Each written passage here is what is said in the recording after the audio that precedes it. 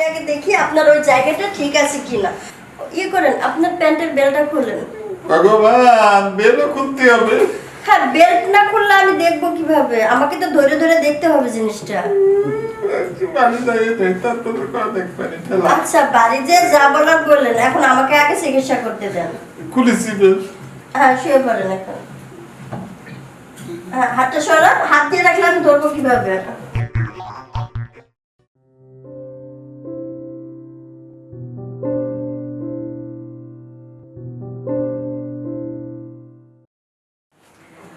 Madam আসতে পারি? হ্যাঁ, আসেন। এই আসো, তাড়াতাড়ি এসো। যাও ভিতরে যাও, বসো। আরে রোগী তো তুমি, যাও না ভিতরে যাও। হ্যাঁ, বসেন।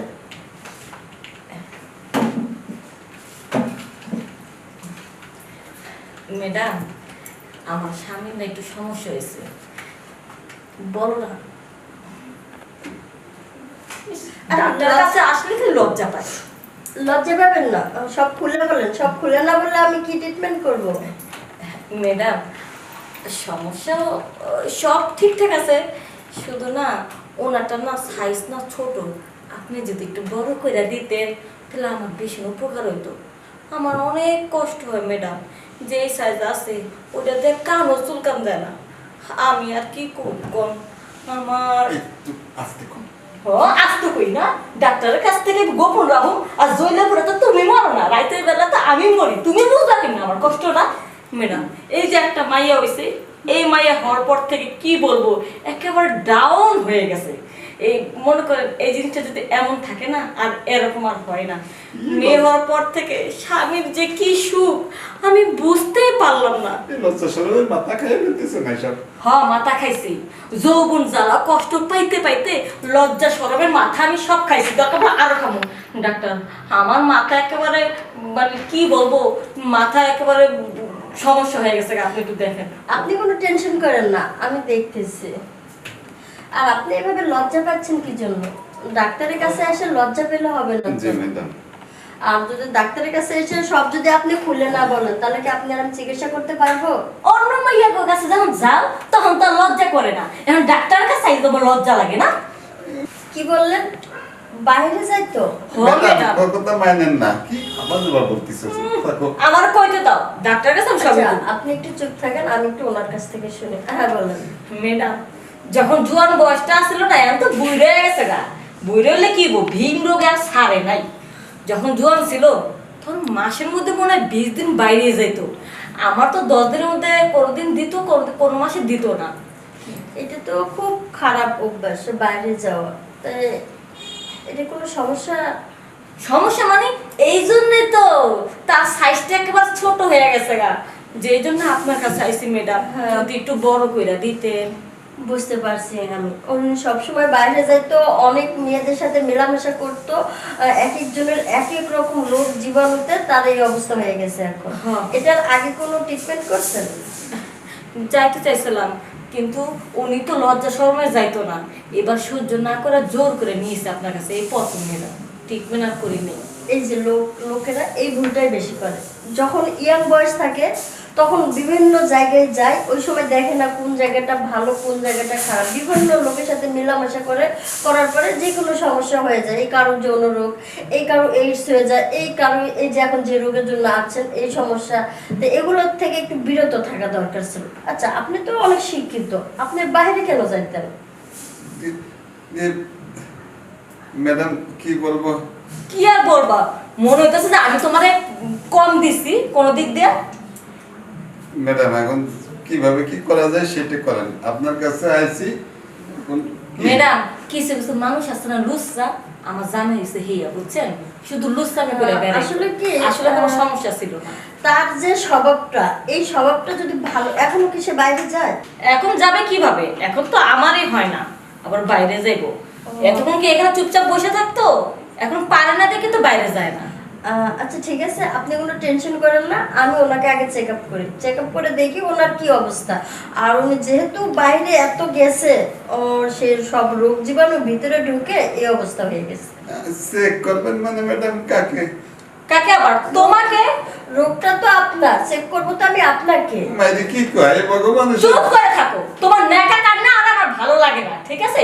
সবসময় খালি ফাইজলামি না, অনেক সহ্য করছে, আর করুন না। ডাক্তার যেভাবে বলে সেভাবে শুনতে যাও। আসেন আসেন, ওখানে শুয়ে পড়েন, আমি আপনাকে আগে দেখি যে আপনি এই যে কার হাল্লা করলাম ভগবান, এইবার সাইজ করে ডাক্তার দিয়ে তারপরে তোমার ছাড়ো। না, আসলে আপনি ভয় পেয়ে মনকালে বহুত ফাল পারছো, তখন যদি কইতাম না, তখন তো গাড়ির প্রতিটা লাগাই দিতাম। লাগাতে পারি না বলে তাহলে ডাক্তারের কাছে ধরে নিয়ে আইছো, মান সম্মান খাইয়ে ফেললে। চুপ করে থাকো, কোনো কথা কইবা না। আচ্ছা, আপনি ওখানে শুয়ে পড়েন, আমি আগে দেখি আপনার ওই জায়গাটা ঠিক আছে কিনা। ইয়ে করেন, আপনার প্যান্টের বেলটা খুলেন। ভগবান, বেলও খুলতে হবে? হ্যাঁ, বেল্ট না খুললে আমি দেখবো কিভাবে? আমাকে তো ধরে ধরে দেখতে হবে জিনিসটা। বাড়ি যাই দেখতে তো কথা দেখবেন। আচ্ছা, বাড়ি যে যা বলার বললেন, এখন আমাকে আগে চিকিৎসা করতে দেন। খুলেছি বেল। হ্যাঁ, শুয়ে পড়েন এখন। হ্যাঁ, হাতটা সরা, হাত দিয়ে রাখলে আমি ধরবো কিভাবে?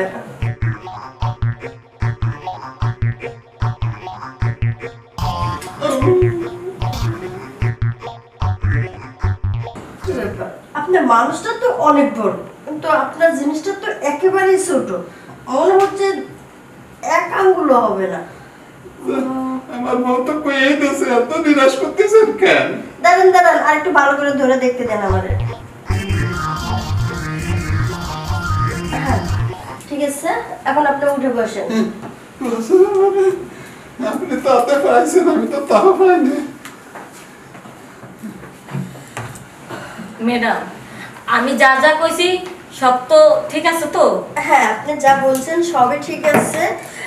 ওনার যে অবস্থা আমি দেখলাম, ওনার যে সাইজটা, এতে তো এতটুকু। আচ্ছা, আপনি বসুন।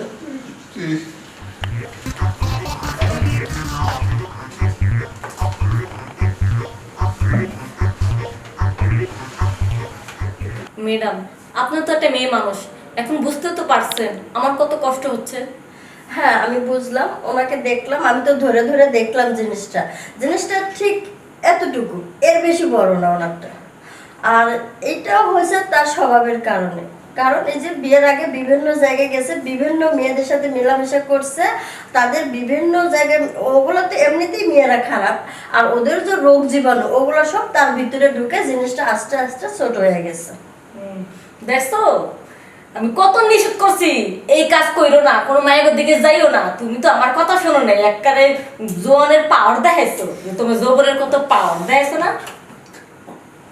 চুপ থাক কেন, খালি চুপ থাক। আর শুনেন, ওনাকে নিয়মিত ট্রিটমেন্ট করতে হবে, সপ্তাহে 2 বার করে চেক আপ করাইতে হবে। আর আমি ওষুধ লিখে দেব, টানা 3 মাস ওষুধ খাইতে হবে। 3 মাস ওষুধ খাওয়ার পরে ইনশাআল্লাহ উনি একেবারে সুস্থ হয়ে যাবে। আচ্ছা ঠিক আছে ম্যাডাম, যেভাবে বলবেন আমি সেভাবে কাজটা করব। আর আমি যে ওষুধগুলো দিব, হ্যাঁ, ওষুধগুলো সুন্দর করে নিয়ম মানে খাওয়াবেন। আর শুনেন, আপনি কখনো বাইরে যাবেন না, এটা মানতে পারবেন তো? না ম্যাডাম, এখন আর যায় না, এখন বুড়ো হয়ে গেছে, তার উপর তো ওই জিনিসটা না, ডাউন আসলে হয়ে কি, গেছে। আমি যখন ওষুধগুলো দিব 3 মাসে খাইতে হবে, 3 মাস খাওয়ার পরে এর মধ্যেই ওনার উত্তেজিত বেড়ে যাবে, জিনিসটা আস্তে আস্তে ছোট থেকে বড় হয়ে যাবে, তখন মানে আরো উত্তেজিত হবে। কিন্তু এই 3 মাস খুব উত্তেজিত থাকবে, ওই সময় দেখা যাচ্ছে উনি বাইরে যাবে, বাইরে যদি ভুল করেও যায় সে কিন্তু আবার আগের মতো হয়ে যাবে। খবরদার, মনে থাকবে তো ডাক্তারের কথা, কিভাবে বলতেছে, কানের মধ্যে ঢুকাও কথা। কারণ বুঝেনি তো, বাইরে গেলে বাইরের যে মেয়েদের সাথে মেলামেশা করে এগুলো কিন্তু ভালো না। আর আপনার ঘরে তো আপনার বউ মাশাআল্লাহ অনেক সুন্দর, আপনি বাইরে কেন যান? আজকের পর থেকে আর বাইরে যাবে না, ঠিক আছে? এই যে দেখেন, এই যে একটা রোগ হয়ে গেছে, এখন ভুগতেছেন কিন্তু আপনি।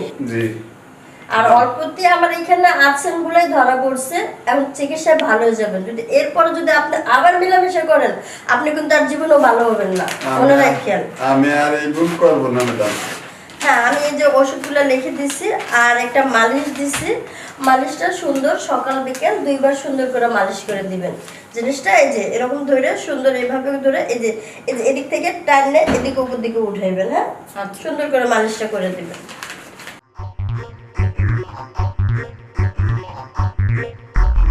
ম্যাডাম, আর জীবনও বাইরে যেতে দিব না, কারণ আমার জিনিসটা আমি নিজে তৈরি করে নিতেছি ডাক্তার হ্যাঁ, দেখালে। আর এই ওষুধটা খাওয়ার পরে ওরা একবারে সুস্থ হয়ে যাবে, একেবারে স্বাভাবিক অবস্থায় হয়ে যাবে সে। আচ্ছা ঠিক আছে ম্যাডাম, তারপরে কয়দিন পর আপনারা এসে হ্যাঁ, আবার অবশ্যই দেখাবেন। আবার এই 2 দিন 3 দিন পরে এসে ওনাকে আবার একবার চেক আপ করে নিয়ে যাবে। আচ্ছা। আবার থেকে চলো, কথা কও না, ডাক্তারের উপর তার বেশি কথা কই না।